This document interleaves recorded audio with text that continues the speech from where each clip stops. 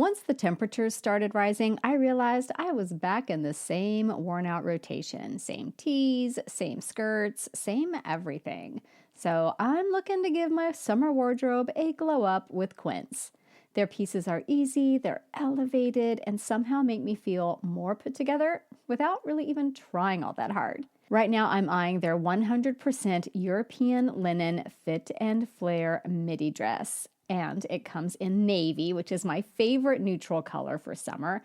And it's so cute. Plus, it has adjustable straps, which, let's be honest, if you're kind of on the short side like me, that is an absolute necessity. The fabric is soft, it's breathable, and perfect for those blazing hot California days. Quince makes summer dressing effortless with linen dresses starting at just $30 and Italian leather sandals and cute swimwear, you name it. And it's all 50 to 80% less than similar brands. Treat your closet to a little summer glow up with Quince. Go to quince.com/nursemo for free shipping on your order and 365-day returns. That's QUINCE.com/nursemo to get free shipping and 365-day returns. Quince.com/nursemo.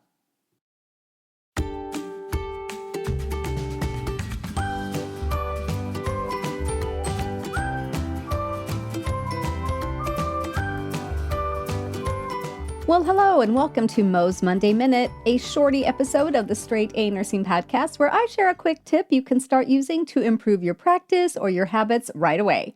For more in-depth topics, check out the episodes that I release on Thursdays. So for today's quick episode, we're going to talk about 3 things that you should always be checking at the start of your shift.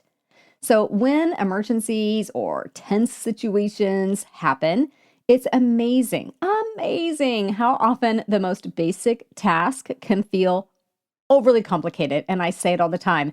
As soon as things get really intense, I just turn dumb. Like I need to set myself up for success ahead of time so that when the pressure is on and it's critical, I can actually open a package of IV tubing without fumbling around, right? My body stops working, my brain stops working.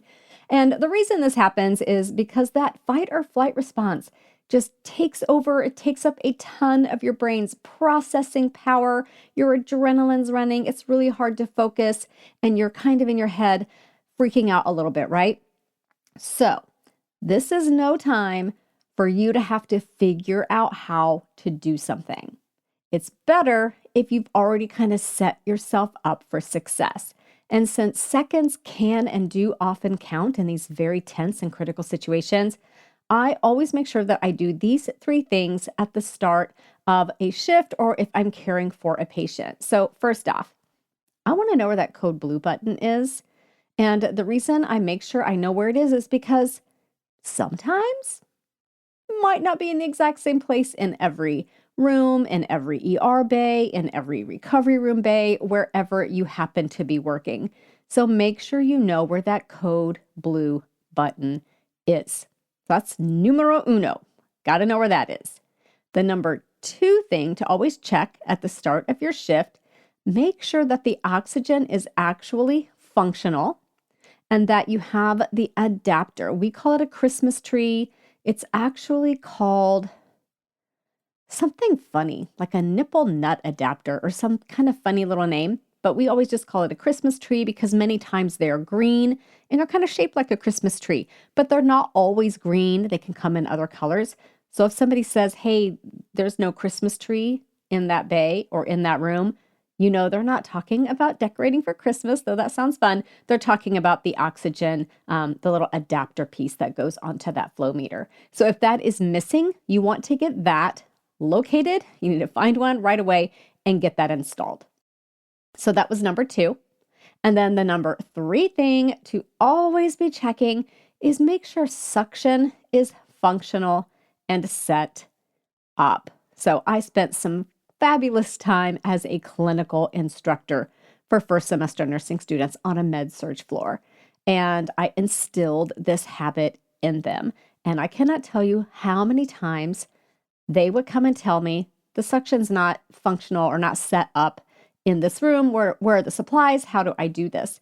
And I was just astounded that working nurses are going on about their business without functioning suction at the bedside. And the reason you want it set up in advance is because if you need suction, you needed suction 10 seconds ago or even earlier.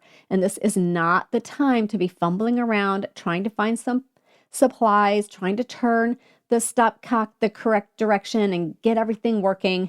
No, you want to make sure that you have that ready to go at all times.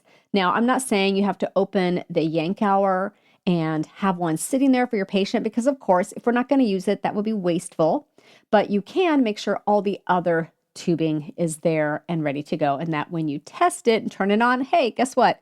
It actually does work. So those 3 things, very basic, all patient safety related. That code blue button, check that the oxygen is working, that the Christmas tree adapter is there, and that suction is functional, all connected, set up, and ready to go. I hope this quick short episode helped you, and I will see you back here again very soon. Bye for now. This podcast is brought to you by Straight A Nursing, a proud member of the Airwave Media Network. For more educational podcasts, check out airwavemedia.com. And for more nursing-related content, go to straightanursingstudent.com.